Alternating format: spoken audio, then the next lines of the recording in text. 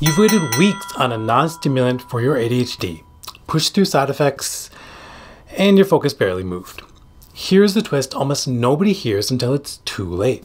Strattera and Wellbutrin don't just work differently, they fail differently.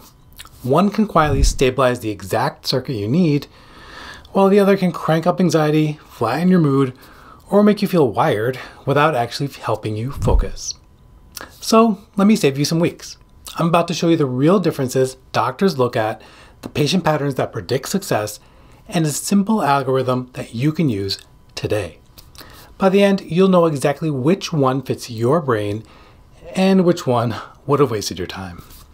And who am I to tell you which non-stimulant quietly works and which one just burns weeks of your life away? My name is Dr. Salman Aziz Mirza, triple board certified in adult psychiatry, child and adolescent psychiatry, and addiction medicine, and I've spent years watching Strattera and Wellbutrin succeed, fail, and confuse patients in completely different ways.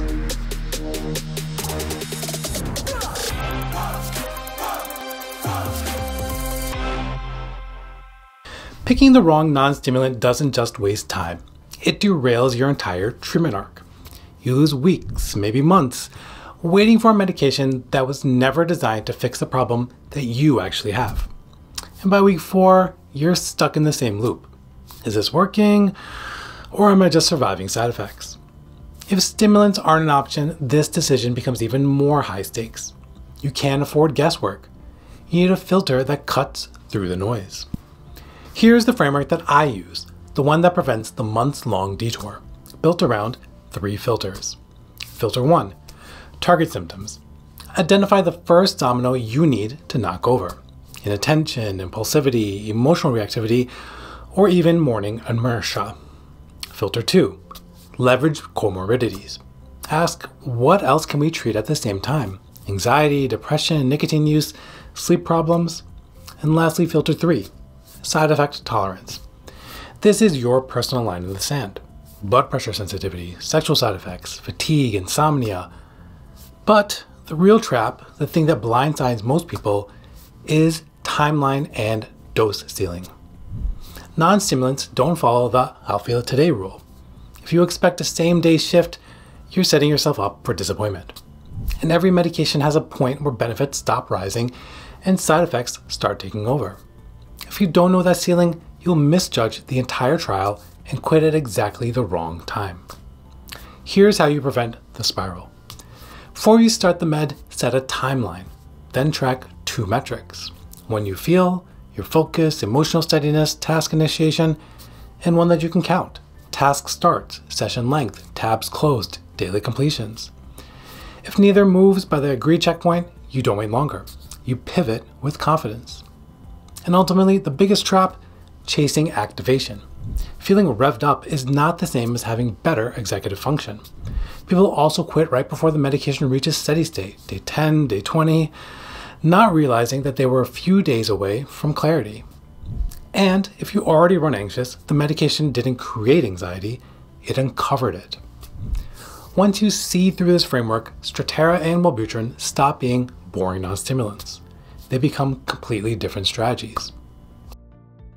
Strattera gets misunderstood more than almost any ADHD medication, not because it's weak, but because people expect it to behave like a stimulant, and it doesn't.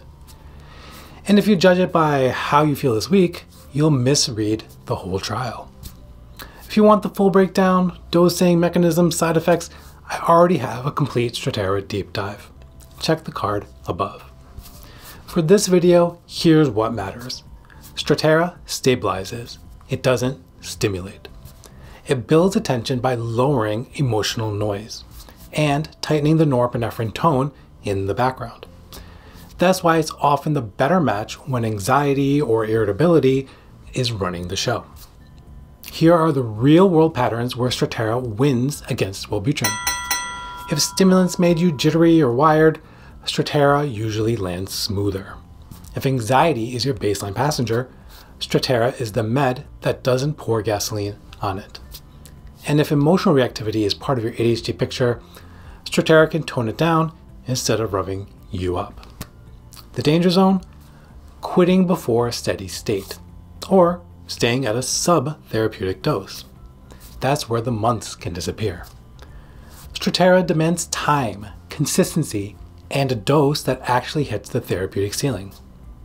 And that ceiling depends on your weight, so make sure your doctor is factoring that in. Bottom line is this: Strattera is the calm builder, the system stabilizer, the lower the static so attention can rise medication. Keep that in mind before we flip to Wellbutrin, because the contrast between them is pretty sharp. Wellbutrin tricks a lot of people, in good ways and bad. It feels activating, energizing, and motivating. And because it touches dopamine and norepinephrine, people assume that it's a baby stimulant. It's not. And that misunderstanding is where things go sideways. Here's what matters ultimately. Wellbutrin lifts, it doesn't regulate. It boosts drive, mood, and daytime energy. This can be life-changing or a disaster, depending on your baseline. If you want the full deep dive, mechanisms, forms, timing, that video is up via the card above as well. Here's a part relevant to this comparison, however. Wellbutrin wins when your depression is dragging down your attention. Wellbutrin can flip the lights back on. If nicotine dependence is part of your picture, you get 2 wins with 1 medication.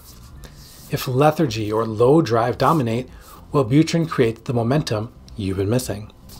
And if sexual side effects are a concern, Wellbutrin is the clear winner over Strattera. But the danger zone. If anxiety is your baseline, Wellbutrin can take that nervous system and redline it. Suddenly you're wired at midnight, reorganizing your apps, doom scrolling productivity hacks, but still avoiding the one task that matters. That's activation without attention. And it's the most common trap. Timing matters. Morning dosing only. No late day pushes. No just one more dose. If you run anxious or sleep fragile, treat the timing like a precision tool. The bottom line, Wellbutrin is the lift of the floor medication, the energy booster, the mood unclogger. Powerful when depression is the driver, and a disaster when anxiety is. Now that you've seen what each med actually does, let's put them head to head in scenarios people often get wrong. All right, let's simplify this. Instead of giving you a giant decision tree, I'm going to walk you through 3 real-life scenarios. Each one reveals the algorithm that you actually need to make a choice. If you see yourself in any of these, you'll know your answer. First scenario, if you're always on alert, if every task feels like an alarm, if your body lives in worry or tension, that's a hot nervous system. And here's the trap. People reach for Wellbutrin because it sounds like lighter than a stimulant. But if your system's already hot, Wellbutrin just turns up the heat. That's why Strattera wins here. It lowers the emotional static. It smooths the transition. It brings the temperature down. If you start Strattera here, track these things. How often you're worrying, your midday body tension. And if both of those drop by week 3 or 4, you're on the right path. Here's the second scenario. Depression flattens everything. Motivation, drive, task initiation. Even small chores feel heavy. If you try Strattera here, nothing changes. It doesn't lift the floor. This is where Wellbutrin shines. It brings energy back online. It lifts mood. And if you're quitting nicotine, it gives you a second benefit automatically. If this is your situation, do these things. Track your mood weekly. Use things like a journal tracker or a PHQ-9 for something more formal. And track your nicotine use per day. Remember, mood lifts first and attention follows.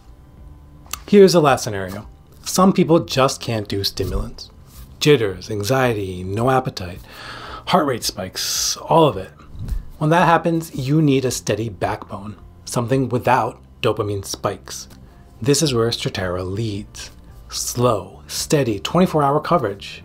But if depression is also on board, well, that's when Wellbutrin becomes a second-line ad, after sleep and anxiety are stable. Sometimes that Strattera and Wellbutrin tag team is like the mega powers of Hulk Hogan and Macho Man. Powerful when it works, and let's just hope it doesn't explode like that team did. The bottom line is this. Ask yourself one question. Is your system hot, flat, or sensitive? Match the med to that system and track 2 metrics. Set a stop date and adjust with intention, not vibes. That's how you stop losing months and start getting your life back. Here's the good news. None of this has to be guesswork. Once you understand whether your system runs hot, flat, or sensitive, the confusion drops away. You stop chasing activation. You stop blaming yourself. And you finally choose a medication based on your brain's actual pattern, not a random recommendation. When you match the right tool to the right system, you stop losing months. And you start gaining momentum. And with all that said, there's a reason I still don't recommend either as the first line for ADHD treatment. Not because they're useless, but because stimulants are still the gold standard. And these two only shine when the rules of the game change. So if you want the full breakdown, the 5 ADHD meds that cause the most confusion, the most wasted time, and the most treatment misfires, watch my video on the 5 worst ADHD medications. It's linked down below. And if you want smarter, cleaner ADHD care, hit subscribe and drop your scenario in the comments. I'll walk you through it the best I can. Until next time, be safe and be well.